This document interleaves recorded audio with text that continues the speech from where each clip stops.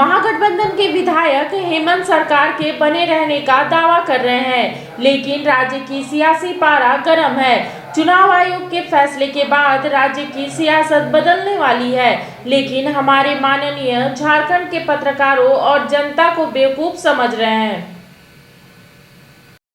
झारखंड की हेमंत सोरेन सरकार पर खतरा दिखाई दे रहा है और इसी खतरा को भांपते हुए मुख्यमंत्री हेमंत सोरेन ने महागठबंधन के विधायकों की बैठक अपने आवास में बुलाई। महागठबंधन में यह चर्चा और झारखंड की जनता में भी यह चर्चा आम है कि झारखंड की हेमंत सोरेन सरकार अब ज़्यादा दिनों की मेहमान नहीं है और ऐसे में जब चुनाव आयोग की ओर से मुख्यमंत्री हेमंत सोरेन की सदस्यता को लेकर फैसला आने वाला है और ऐसी स्थिति में जब उनके भाई बसंत सोरेन पर भी फैसला आने को कुछ ही समय बाकी है, तो ऐसी स्थिति में बैठक बुलाया जाना निश्चित रूप से गंभीर बात है। महागठबंधन में मुख्यमंत्री हेमंत सोरेन के बाद कौन उनकी विरासत को संभालेगा या राजनीति के रूप में मुख्यमंत्री के पद को कौन संभालेगा, इस पर चर्चा हो रही है और इसी बाबत महागठबंधन के नेताओं को बुलाया गया था। विधायकों की बैठक मुख्यमंत्री आवास में आयोजित की गई थी। मुख्यमंत्री हेमंत सोरेन के चेहरे पर उनके हाव भाव से यह पता चलता है कि वो गंभीर चिंता में हैं और ऐसी स्थिति में जहां महागठबंधन की सरकार पर खतरा है, तो ऐसे में स्वाभाविक है कि उनके चेहरे की चमक तो जाएगी ही। तो ऐसे में ये दिखाई भी दिया कि यूपीए के विधायकों की बैठक जब हो रही थी उसमें गंभीर मुद्रा में मुख्यमंत्री थे, लेकिन मुख्यमंत्री हेमंत सोरेन की बैठक समाप्त होने के बाद पत्रकारों से बात करते हुए महागठबंधन के विधायकों ने जो कुछ कहा वो वास्तव में आश्चर्य करने वाला था। कोई विधायक ये कह रहा था कि वो सुखाड़ को लेकर चर्चा कर रहे हैं, कृषि मंत्री किसानों की चिंता व्यक्त कर रहे थे, तो वहीं कांग्रेस के प्रदेश अध्यक्ष राजेश ठाकुर चापा नल ठीक करने की बात कर रहे थे।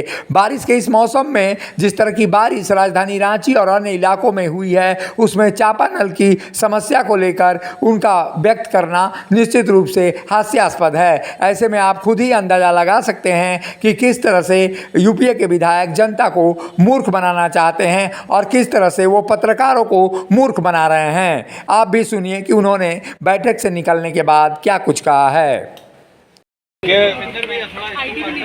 सदन समाप्ति के बाद सभी माननीय विधायकों की जो क्षेत्र की जो मूलभूत समस्या थे अपने मोबाइल के सामने समस्या रखे, हम माननीय मुख्यमंत्री महोदय के मित्रता से ये समस्या को निदान करने के प्रयास किए और बैठक हमें से लगातार चलते रहेंगे। ये बातें कहाँ एस्टेब्लिश करती हैं कि मुख्यमंत्री की सदस्यता जा सकती है, इसको लेकर के ये सब बकवास, ये सब कोई चर्चा नहीं हुई। हाँ। माननीय विधायकों के समस्या से संबंधित, क्षेत्र के विकास से संबंधित, राज्य का विकास कैसे हो, हम गरीबों को लाभ कैसे दे सकते हैं, कौन सा विभाग बेहतर काम कर रहा है, किस में क्या कमियां हैं, कैसे ठीक किया जा सकता है, इस सब विषय पर चर्चा हुई। कहाँ है तुम? सही महीने में धरातल पर उतारते हुए उनका सभी जो निकालो अपेक्षा है उसे पूरा करे, यही बात। ये जो संभावित खतरे हैं उसको लेकर उस पर कोई बात नहीं, उस पर कोई बात नहीं हुआ है। मैं तो पहले भी बोला, हमें पता रहेगा तब ना। हम बीजेपी पार्टी में थोड़ी है कि हमें पता है कि चुनाव आयोग क्या फैसला दे। लेकिन लोग तो कहते हैं ना कि चर्चा भी करते थे कि दूरदर्शी होना चाहिए पॉलिटिक्स में। दूरदर्शी हैं तभी तो सरकार बचेगी। ऑफिस ऑफ प्रॉफिट वाला जो मामला है, कुछ घबराहट नजर आती है आप लोगों को? देखिए, कोई घबराहट नहीं है। नेता हर परिस्थिति के लिए तैयार रहे, इसी को लीडरशिप कहते हैं और हमारे मुख्यमंत्री जी में वो है। अच्छा अनूप भाई, ये बीच में चर्चा हुआ था कि आप मंत्री बनेंगे, लेकिन अब फिर रुक गया वो सब चीज। कहाँ मामला?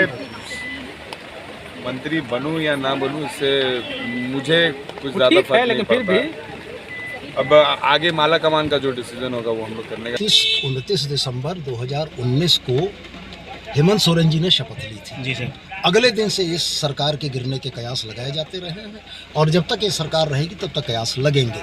मैं सिर्फ ये कहता हूं कि मैंडेट जनता ने काम करने का दिया था, हम लोग वही कर रहे हैं, आगे जो होगा देखा जाएगा। तो सुना आपने, विधायक पत्रकारों और झारखंड की जनता को बेहद ही मूर्ख समझते हैं। जब निर्वाचन आयोग का फैसला आने वाला है और झारखंड की सत्ता परिवर्तन होने वाली है, ऐसी स्थिति में वो किस तरह से पत्रकारों और झारखंड की जनता को मूर्ख बनाना चाह रहे हैं। लेकिन फिलहाल जो स्थिति है वो कुछ अलग ही है। जिस तरह की स्थितियां अब दिखाई देती है राज्य में, उसके बाद से विपक्षी दल बीजेपी हमलावर हो गई है। बीजेपी का स्पष्ट मानना है कि वो कहीं ना कहीं एक डर में, साए में जिंदा हैं और डर इस बाबत कि मुख्यमंत्री हेमंत सोरेन की कुर्सी नहीं चली जाए और सत्ता में सियासतदानों के चेहरे न बदल जाएं। ऐसे में ये बड़ा सवाल है कि आखिर जो बीजेपी के जो नेता आरोप लगा रहे हैं उनमें क्या कुछ दिखाई देता है, ये खुद पता करने की बात है।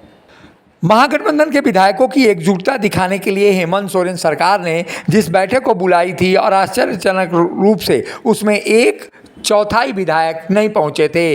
नहीं पहुंचने वाले विधायकों ने अलग अलग कारण बताए थे और ऐसे में ये कहा जा सकता है कि जिस तरह की बातें अब सामने आ रही है उससे ये लगता है कि राज्य में संकट दिख रहा है और राज्य के स्थिति को अगर देखा जाए और जो संख्या दिखाई देती है उससे एक बार फिर से अगर मुख्यमंत्री के रूप में हेमंत सोरेन हटते हैं तो झारखंड मुक्ति मोर्चा का ही कोई व्यक्ति मुख्यमंत्री होगा। लेकिन ये कौन होगा ये कहा नहीं जा सकता। लेकिन इतना ज़रूर है कि कयासों के बाज़ार में कई चेहरे घूम रहे हैं और किस चेहरे पे आखिरी मुहर लगेगी ये फ़िलहाल नहीं कहा जा सकता। लेकिन यूपीए के विधायकों ने जिस तरह का बयान बैठक के निकलने के साथ ही दिया है उससे ये लगता है कि झारखंड में वो खुद को काबिल और जनता को मूर्ख समझ रहे हैं।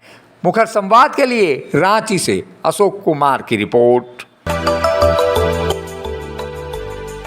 मिनी लंदन मैक्लुस्कीगंज प्रकृति की गोद में बसा ड्रीम डेस्टिनेशन आपका कर रहा है इंतजार। आइए अपने यादगार लम्हों को बिताइए ड्रीम डेस्टिनेशन में। राजधानी रांची से महज 50 किलोमीटर दूर आपका अपना ड्रीम डेस्टिनेशन।